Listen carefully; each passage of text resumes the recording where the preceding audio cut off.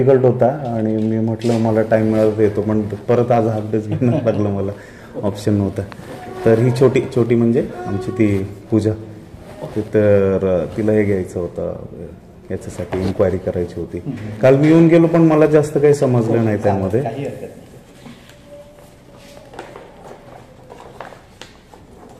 काय नाव मॅडम आपलं? पूजा साळुंखे.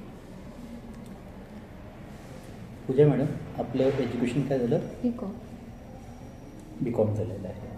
कुठनं झालं? आंबेडकर कॉलेजमध्ये. कधी झालं माझं? 2023, 22, 20. 20मध्ये. ओके. त्यानंतर बीकॉम केल्यानंतर काय केलं आपण? काही नाही केलं. ओके. पूजा मॅडम, आपलं कास्ट कॅटेगरी काय येते? हां, डोर मध्ये येतं. म्हणजे कशामध्ये? त्यामध्ये येतं ते ढोर चांबार. हां, SC मध्ये. SC मध्ये येतं. कसं आहे, आपल्याकडे काही स्कॉलरशिप स्कीम सुद्धा राहतात, त्यासाठी विचारलं होतं मी तुम्हाला. ते स्कॉलरशिप मिळतात मला. हे फॉर्म दिसतात तुम्हाला. हे फॉर्म जे आहेत हे बार्टीचेच फॉर्म आहेत. यांच्यामार्फत तुम्हाला स्कॉलरशिप मिळेल. स्कॉलरशिपमध्ये काय मिळेल तुम्हाला? प्रत्येक महिन्याला 1000 रुपये मिळेल. कधीपर्यंत? पुढच्या 6 महिन्यापर्यंत. प्लस 10,000 रुपये तुम्हाला परत मिळतील for purchasing books and stationery. ठीक आहे. तर यामार्फत काय होतं की ज्या मुलांना थोडं फायनान्शियली डिफिकल्ट आहे कंडिशन्स, त्यांना थोडासा हातभार लागून जातो. ठीक आहे. किंवा जे मुलं बाहेरगावून येऊन इथे शिकतात त्यांना तोही फायदा होऊन जातो की जो एक राहण्या-खाण्याचा एक जो प्रश्न राहतो तो निघून जातो, कुठेतरी सॉल्व्ह होतो कुठल्या तरी एक्सटेंटवर.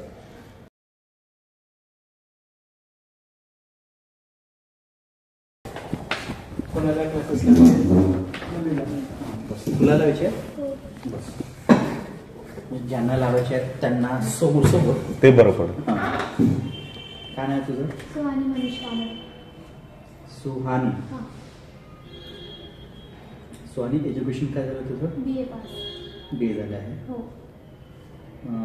कास्ट कॅटेगरी काय आहे तुझी? SC. हो.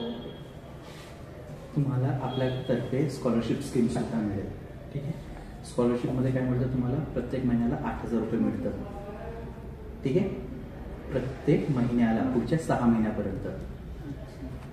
प्लस 10,000 रुपये तुम्हाला एक्स्ट्रा मिळतात for purchasing your books and stationery. ही जी आहे ती स्कॉलरशिप स्कीम झाली. ठीक आहे. हे दिसतात हे PHS फॉर्म आहे. दिसतात यावेळी जवळपास आपण 600 मुलांना आपण स्कॉलरशिप मिळवलेली आहे. किती? 600. SC category. ST 450 मुलं आहेत. ST किती आहे? 450. TRTIच्या माध्यमातून. SC कॅन्डिडेटला बार्टीच्या माध्यमातून. प्लस OBC जे आहेत आता 20 तारखेपासून यांचं चालू होईल. ठीक आहे. तो आकडा यायचाच आहे. तो 1000च्या वर राहील. तर OBC समाज सर्वात मोठा समाज होतो आहे, बरोबर. त्यामुळे तो 1000च्या वर राहील. म्हणजे एक हे गव्हर्नमेंटची स्कॉलरशिप? गव्हर्नमेंट ऑफ महाराष्ट्राची स्कॉलरशिप आहे. गव्हर्नमेंट ऑफ महाराष्ट्रातर्फे जी सोशल वेलफेअर स्कीम्स चालतात ना, सोशल आहे ना, समाज कल्याण, पेपरला वगैरे ऍड वगैरे जातं तसं आहे काय? हो. ठीक आहे. आपल्याकडे जो मुलगा येतो तो त्या लेवलवर प्रिपेअर्ड होऊन जातो की विदिन 1-2 मंथच्या प्रिपरेशन मध्ये सुद्धा ही एक्झाम तो आरामात क्रॅक करतो. ही एक्झाम जी आहे वर्षातून 2दा येते आणि क्रॅक करतो म्हणजे करतो. मागच्या 2 वर्षात तरी असं एक पण स्टुडंट नाही राहिला ज्याची एक्झाम क्रॅक नाही झाली, त्याला स्कॉलरशिप नाही मिळाली. मागच्या 2 वर्षात असा एकही विद्यार्थी नाहीये. त्यामुळे आता तुम्हाला दिसतात ना 600 मुलं कशाचे? SC candidate BARTI through. 450 ST candidate. OBC या SC आहेत आता. ठीक आहे. ओके. आता आपण बोलूया आपल्या एक्झाम बद्दल. एक्झाम मध्ये सर्वात मोठी एक्झाम कुठली आहे?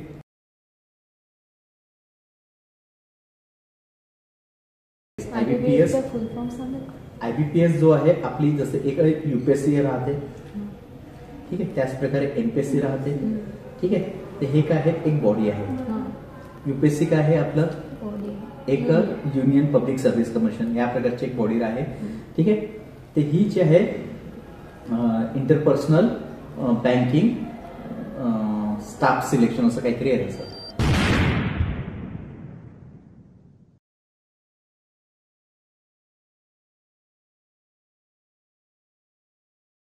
असेल ना त्यावेळेस एक प्रश्न उपस्थित राहील आमच्यावर पण, आम्ही बरोबर करत आहे की कुठेतरी चुकतो आहे. रेडी तिकडे पुण्याला TRT ऑनरेबल कमिशनर पुणे एक सोमवारी हा दिन देईल रोशन तुम्ही नाही करा ना, तुम्ही ट्रेन कितीची उद्या सायंकाळची 19 म्हणजे 7ची 7-8ची. तर सोमवारी हा दिन दिली त्याने ऑफिस पाहते Roshan TRT commissioner office honourable commissioner office. तो सामान ते व्यवस्थित बॅगांनी बॅगमध्ये ठेवून द्यायला. आणि मी हे देतो की DD दिलं, लेटर पेपर प्रिंट काढतो आहे, लेटर हा असं बनवलं त्याला पाठवलं ते कवरिंग लेटरवर DD जमा करणार बाबा, DD क्रमांक DD अमाऊंट ठीक आहे सोबत दिलं लेटर. आणि तिथे काही आहे का सारथीमध्ये काही काही ओळखपत्र येते काही काहीच नाही. तुमचं नाव ऑलरेडी गेलं, आपल्या दोघांचं नाव होतं बस, आपल्या दोघांना कोणी एक जण तिथे मॅन्डेटरी होतं, त्याच्यामुळे तुम्ही चालेल बस तुमचा मला कळेल. पण काही हॉटेल बुकिंग होतं ते करत आहेत ठीक. चलो हाँ ये कर लो पहले.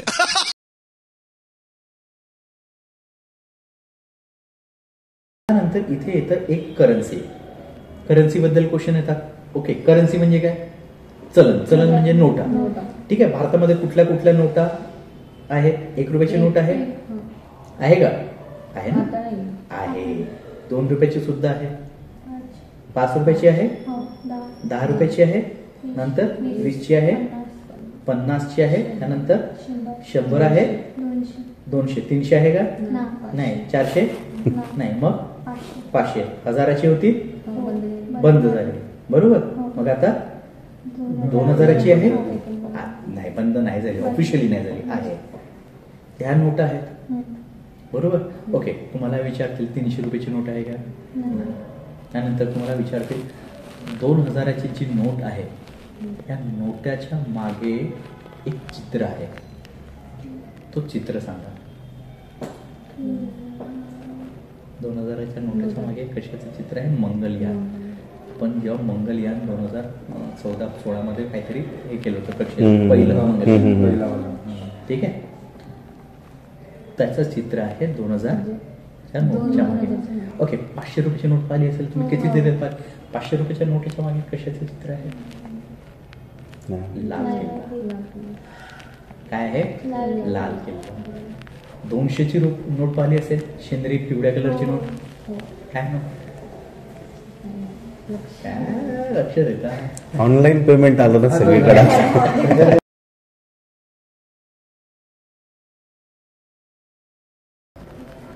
35,000 फीज आहे. ही 35,000पैकी एक जसं एक मिनिमम अमाऊंट, जसं फॉर एक्झाम्पल एक 500 रुपये देऊन तुम्ही तुमचं रजिस्ट्रेशन करत आहे, तर at the time of your admission हे 500 रुपये तुमच्या फीज मधनं मायनस होऊन जातात, ठीक आहे, समजलं.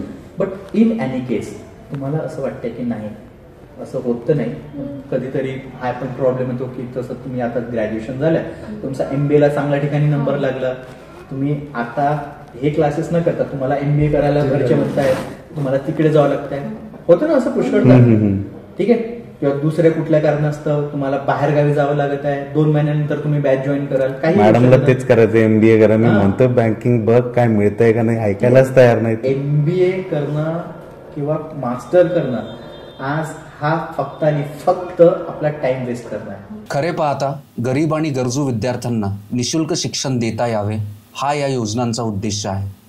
परंतु BS एज्युकेशन या संस्थेद्वारे प्रत्येक विद्यार्थ्याकडून 35,000 रुपये आणि महाराष्ट्र शासनाकडून 40,000 रुपये असे एकूण 75,000 रुपयाची अनधिकृतपणे वसुली केली जाते.